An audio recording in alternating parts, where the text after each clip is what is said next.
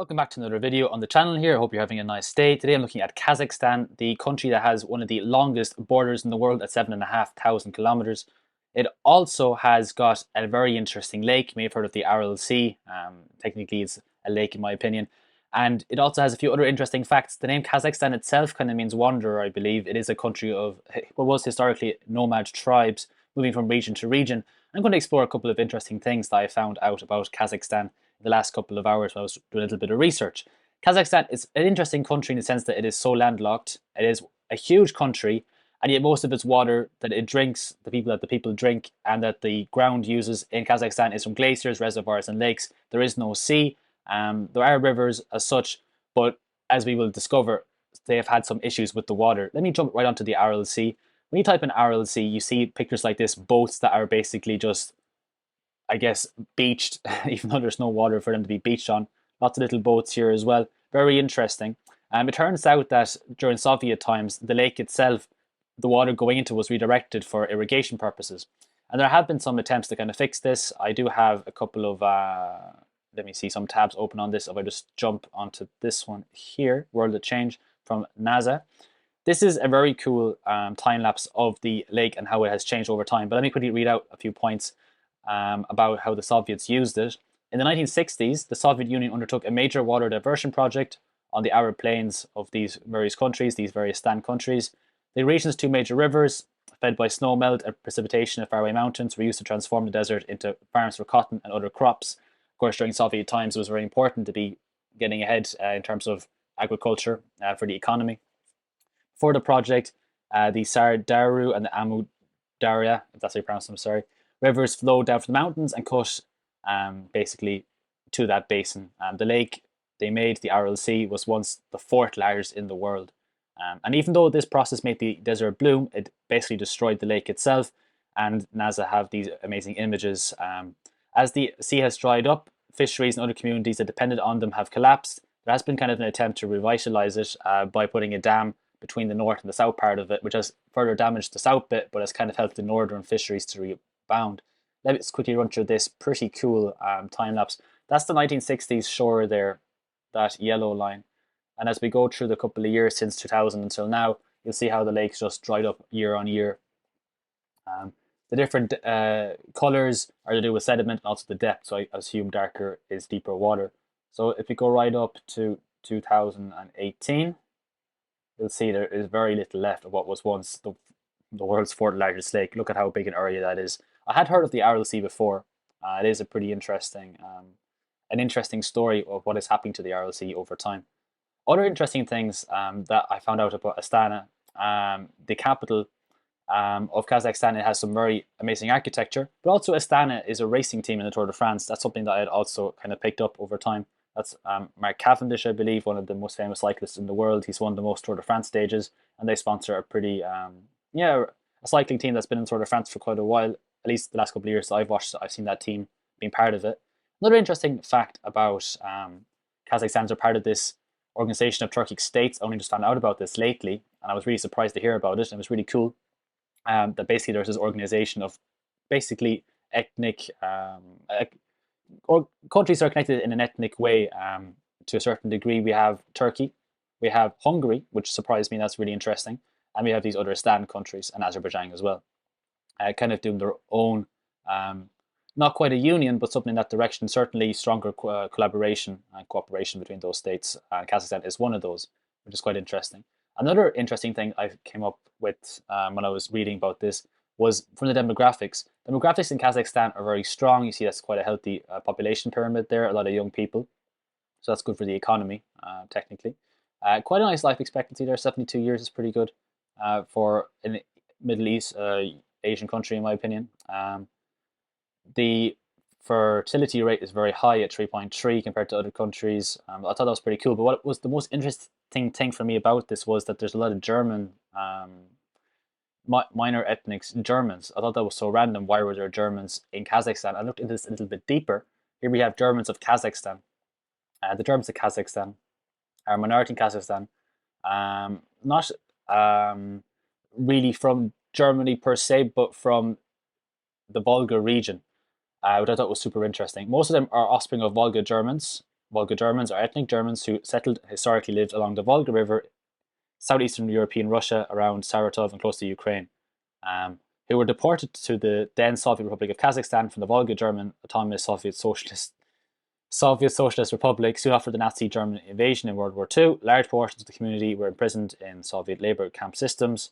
After the deportation of Volga Germans, as well as other deported minorities, were subject to imposed cultural assimilation in the Russian culture, which included the prohibition of German language. Reminds me of prohibition of Irish language in Ireland during the British colonization period.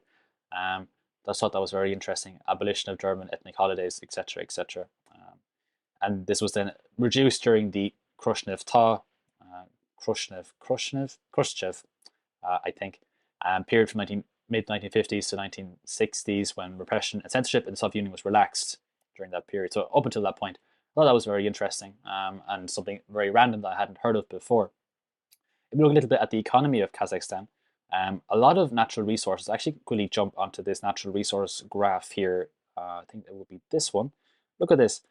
Kazakhstan production of 7.7 quadrillion BTUs of energy and consumes half of that only. That's quite interesting. So they produce more than they consume, which is quite rare for a lot of countries. Of course, the US is now just about going over their production to consumption.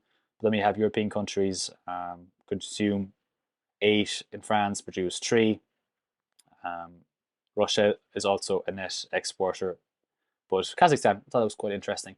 I think a lot of gas. If we go in there, let's have a quick look. So we have 1 billion of gas, quite a lot of coal, quite a lot of oil as well. So yeah, that's Kazakhstan for you, a net exporter in that sense. I believe if we go back to the economics here, we look at who their main economic partners are. Main export partners: Italy, China, Russia. Italy again surprises me here. Italy comes up quite regularly in export partnerships. It surprises me for some reason. Turkey's in there as well, also Netherlands. And those goods are oil products, natural gas, metals. The largest metal factory in the world, I believe, is in Kazakhstan, and I do have that on the maps here. Let's have a quick look. It's not that one, I believe it is this one. This is pretty cool. This is in a town called, I had the name, it was like Aktu or something like that. Let's turn on labels. Labels are on. Oh yeah, here we go. Aksu, which I believe is also a town in Turkey. But here's the one in Kazakhstan. This is a massive metal factory. This was a Soviet plant, I believe, and at the time of the Soviet collapse, it managed to avoid going bankrupt, unlike many smelters in the Soviet system. They had kept people on 3-hour shifts and things like that to make it survive. Those big chimneys there, that's pretty cool. And just a huge, huge plant. I think this is the largest metal factory in the world, but there's a lot of big factories going up in China, in Malaysia, in Indonesia, so who knows if that will be overtaken at some point. But this is the size of a small city. And look at this. This is like something never happened. It's like they were preparing the groundwork. Unless they're dumping materials here. But this looks like the layout, the foundations of what would have been more of an expansion of the plant for sure. Over here we also have some tailing dams. Here's a much bigger tailing dam. Some of the waste materials from mining. That's one in creation at the moment, I suppose. Look at the beautiful colours of that, lovely turquoise colours. Turquoise, of course, is the colour of the Turks, which is something I didn't know before either. I thought that was really cool, that the Turkish people have got their own colour. Turquoise there, for sure. Something else I thought was interesting about this town, Aksu, was, you have this kind of population here. Then you got this really amazing river system to the right of it, to the east of it. And it kind of goes through the land in kind of a belt. You can see how intensely green that is. It really is a green corridor. Just zoom in one more time to enjoy these colours for a moment. Now, the maps aren't always fully consistent, but look at that. That's a really interesting, very rugged, very wild landscape. I thought that was extremely beautiful. If we just again zoom out a moment. Oh yeah, I saw we got our irrigation circles here as well that we see often enough in these videos. Let's have a look at this river system. Look at that. Look how green and fertile that band is there. Yeah, originating towards the north there and going down towards the south. So we follow it, comes into these lakes. There's a lot of very big lakes in Kazakhstan that produce a lot of water for the region. This Balkhash Lake, perhaps you pronounce it like that. I think it provides water to China. One of these lakes do anyway. Quite important irrigation project. It mightn't be that one. It might be this one up here actually. What's this one called? Baikal. Yeah, also quite interesting. I think I did that video about that one before, but is that in Mongolia? Okay, it's in Mongolia. Okay, different video. Okay, let me continue with this video. Something else interesting here on the river side. Oh yeah, this was quite a big mine. I think this is a copper mine. Again, massive tailing dams here. Huge mining complexes in these countries. You see here, this is a very deep pit going down into the earth like that. Quite interesting, I thought. Then there's a very big mine here as well. This is one of the larger mines. I believe this is a copper mine also. We have the labels turned on. We do. Okay, I believe in one of the other maps I did have that listed.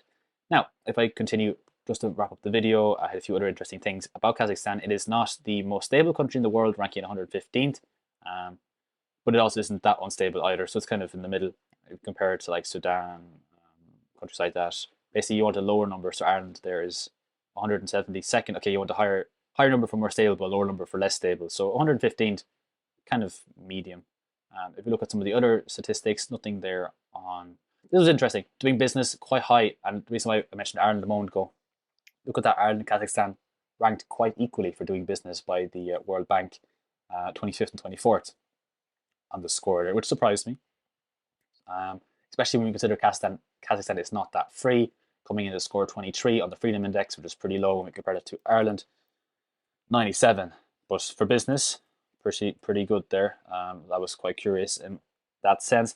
You look at the GDP per capita, it's kind of all right. Again, compare Ireland 133,000, which is not a normal number, so I shouldn't use that. We could maybe go with France at 60, which is quite a rich country. Ireland's is skewed, really skewed.